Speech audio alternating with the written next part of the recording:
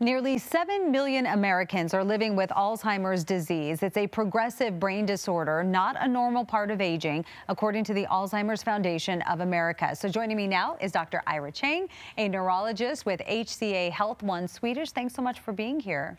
Thank you for having me. I'm very excited to be able to share whatever information I can that would be helpful for everyone. Right, and spread awareness. First of all, let's talk about Alzheimer's. Talk about the differences between Alzheimer's and dementia. Okay, so Alzheimer's is a form of dementia. Dementia can affect all areas of cognition, not just memory, as well as behavior, personality, and visual spatial. But particularly, Alzheimer's is a form that involves deposition of certain types of byproducts. They're called plaques and neurofibrillary tangles. It is distinguished from things like particularly vascular dementia is the big one where people have multiple strokes. And so the treatment is going to be different. So I think it is important to try to determine the specific type. Sure. Can it just creep up on you, or are there ways to prevent it? So it is a disease of older people, so usually over the age of 65, and it does gradually occur. And really, it goes in undetected for a while because people maintain their long-term memory.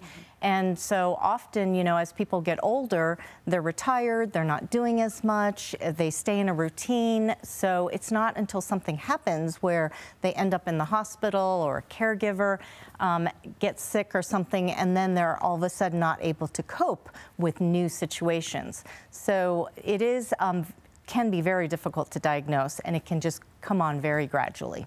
And it doesn't just affect the one person, it also affects the whole family. Absolutely. It is very difficult for family members to watch their loved ones gradually not be able to function. I think that's why it's so important to try to diagnose it earlier. In the milder stages, there's much more that we can do in terms of just even simple things like getting enough sleep, exercise, being socially active, as well as things like even vitamin E, 2,000 units. Some of the milder medications help slow down progression.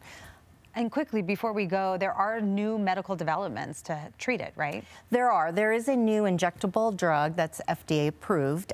It is specifically for Alzheimer's dementia, and it's specifically a certain type of findings on MRI. So you definitely need to see a medical professional with that treatment. And there are some side effects, but it is at least available, and we're learning more and more about it. And early diagnosis, key.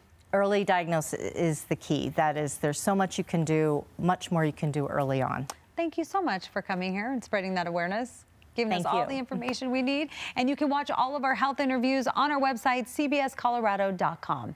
We'll be right back.